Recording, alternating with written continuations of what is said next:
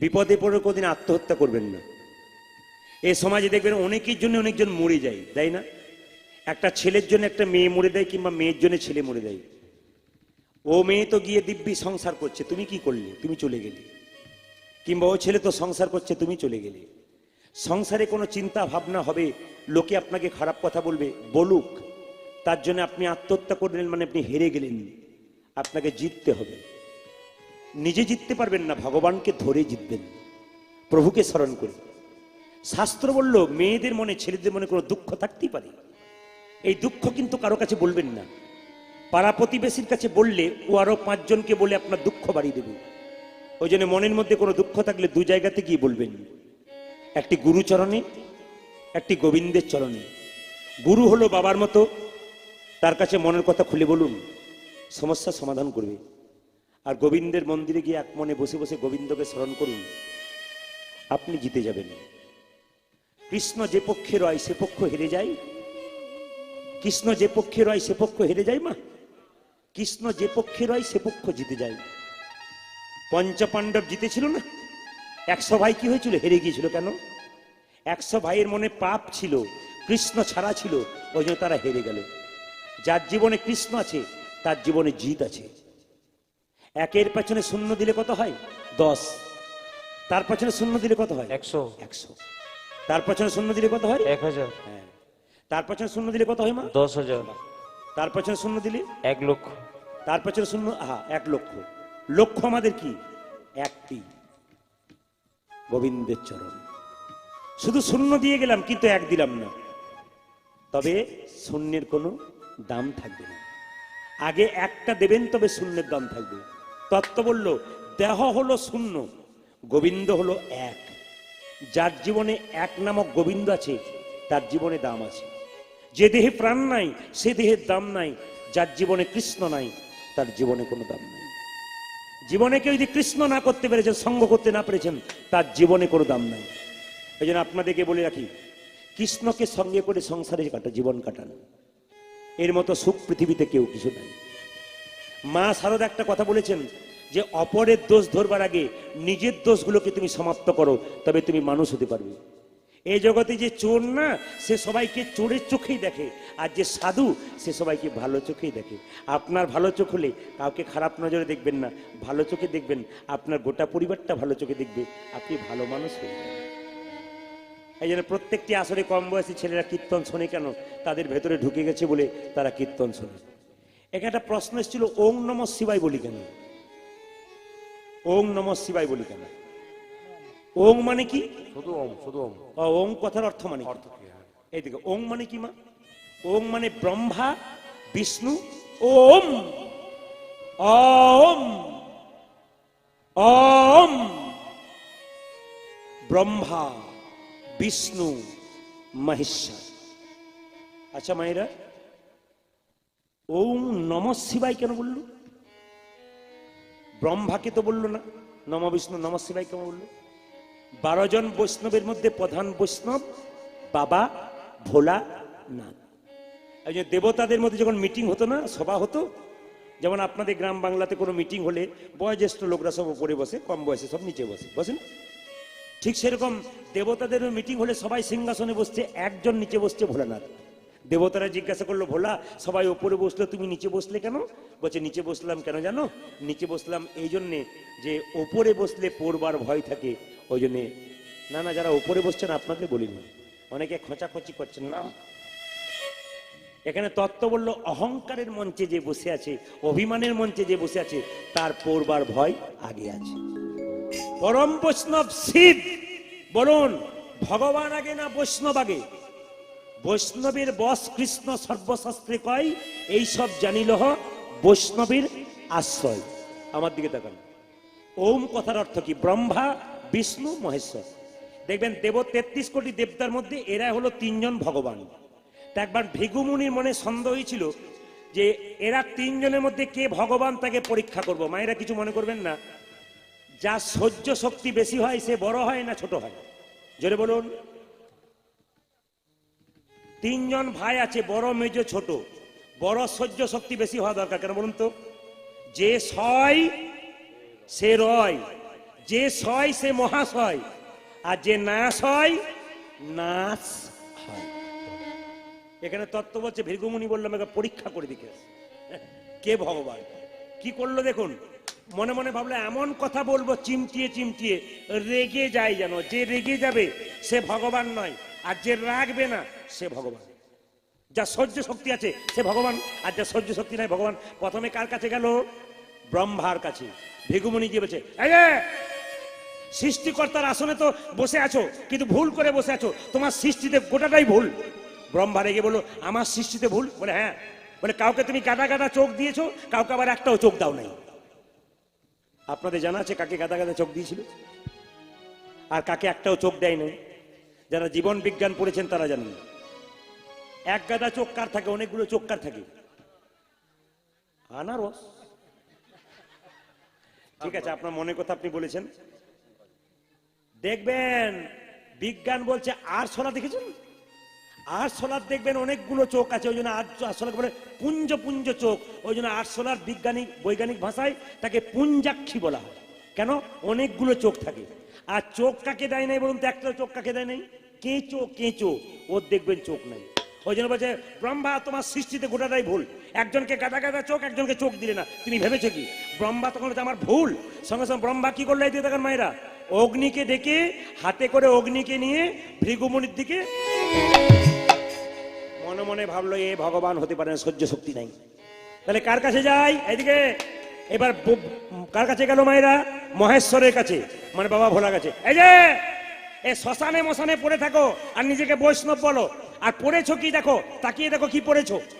একটা বাঘ ছাল পরে বসে আছো, ওটা তোমার পোশাক হলো? ছাই ভস্ম মেখে আছো, ওটা তোমার পাউডার হলো? এই যখন এই কথা বলেছে মা, সঙ্গে সঙ্গে শিব রেগে গিয়ে কি হলো? ত্রিশূল ছুড়লো। আমার দিকে তাকাবেন। ত্রিশূল তো ছুড়লো, মনে মনে ভাবলো এও ভগবান নাই, এর মধ্যে রাগ আছে। হরে কৃষ্ণ। উলধ্বনি দিন একবার।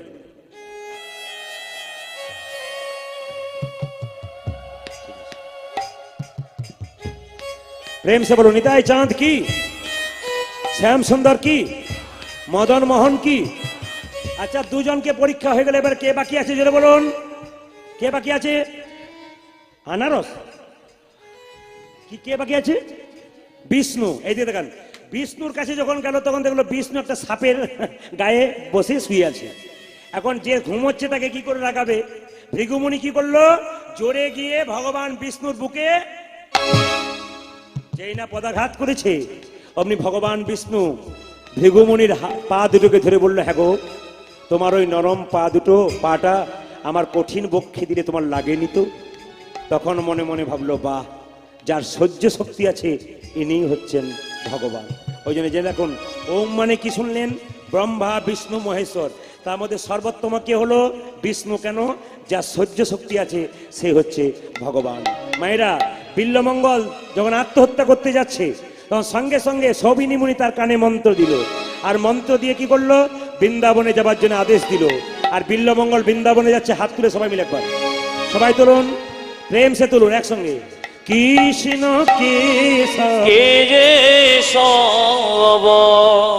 একসঙ্গে তুলবেন। কৃষ্ণ কেশব শোধা মাখা এই নাম, হরি নাম মধু মাখা এই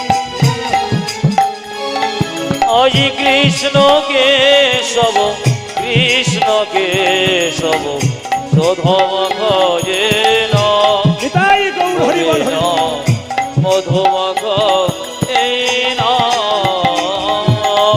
কৃষ্ণ কেশব, কৃষ্ণ কেশব সুধা মাখা এই নাম, হরি নাম মধু মাখা এই নাম।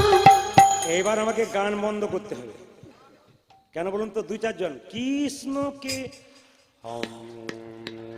তখন বুঝে নিলাম যে এবারে আস্তে আস্তে খিদে পেয়েছে নাকি, পাইনি? আচ্ছা বেশ, ঠিক আছে। 11টা পর্যন্ত কথা ছিল, 11:30 করে দিই। হাত তুলুন।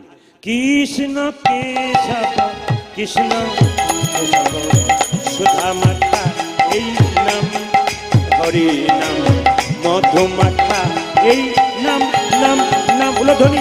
আজ কৃষ্ণ কেশব কৃষ্ণ কেশব সুধা মাখা এ নাম হরিনাম মধু মাখা এ নাম। এই হরিবাসরে আসার মূলে যিনি আমাদের এনেছেন গণেশ বাবু, কার মারফত এনেছেন? যিনি লাল জামা পরে ওখানে দাঁড়িয়েছেন, হাত তুলুন একবার। লোকনাথ দাদা, এনার বাড়ি হচ্ছে হোগলা বাড়ি। ইনি অন্য জায়গার মানুষ, কিন্তু এখানে থাকেন, খুব ভক্ত মানুষ। এনার ভালোবাসার স্বরূপ, এনাদের ভালোবাসার স্বরূপ এখানে এলাম। খুব একটা প্রচার করেনি, কেন? জায়গা ছোট আছে বলে। এর মধ্যে আপনারা এসেছেন। তবে হ্যাঁ, আপনাদের একটা সুযোগ দিলাম, আবার আপনাদের রাধা মাধব মন্দিরে সাতরে আসার আসছি। রাধা মাধব মন্দির এখানে একটা কি মন্দির আছে সামনে? রাধা মাধব মন্দির না? ওই রাধা মাধব মন্দিরে আবার সাতরে আসার আছি। যেটা বাকি রইলো ওটা ওখানে দিয়ে যাব। প্রেম সে হাত তুলে কৃষ্ণ কেশব কৃষ্ণ সুধা মাখা এই নাম হরি নাম মধু মাখা এই নাম নাম। আজ কৃষ্ণ কেশব কৃষ্ণ কেশব সুধা মাখা এই নাম হরিনাম মধু মাখা এই নাম। এই নাম জপ হলো আপনারি, এই নাম জপ হলো আপনারে। এই নাম জপ হলো আপনারে এই হরি ধ্বনি।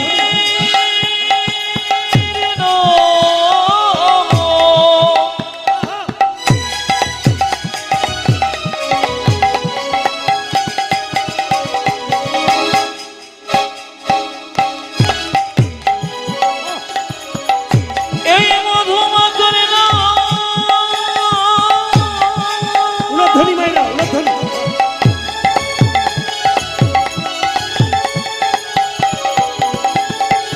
প্রেম সে প্রেম সে। এই নামে যে আহা,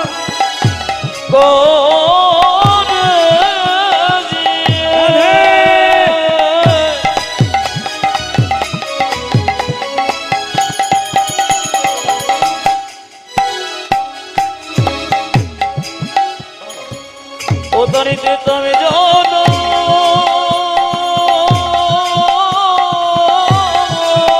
রাধে উলধ্বনি উলধ্বনি উলধ্বনি উলধ্বনি।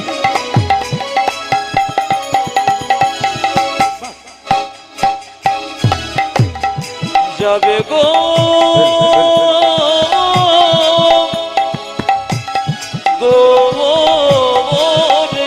উলধ্বনি। এ হরি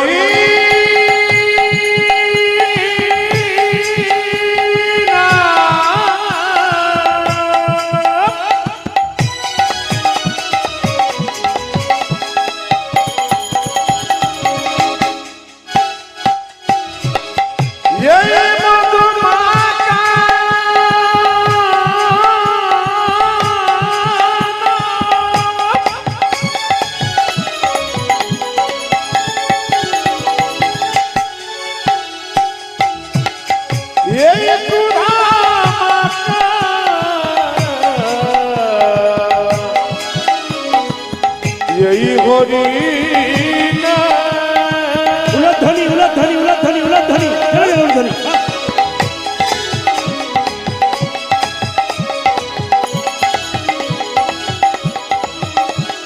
এই নামে দেবা করে প্রেম সে বলুন প্রেম সে। তারা কুদাতে সিংহা যাবে গো দূরে হরিবল হরিবল। এই মধু মাখানা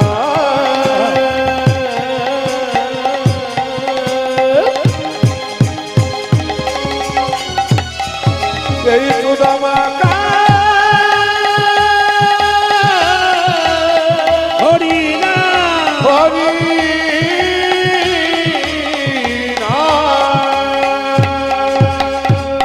জোরে বলবেন রাধা রানী কি। জয়।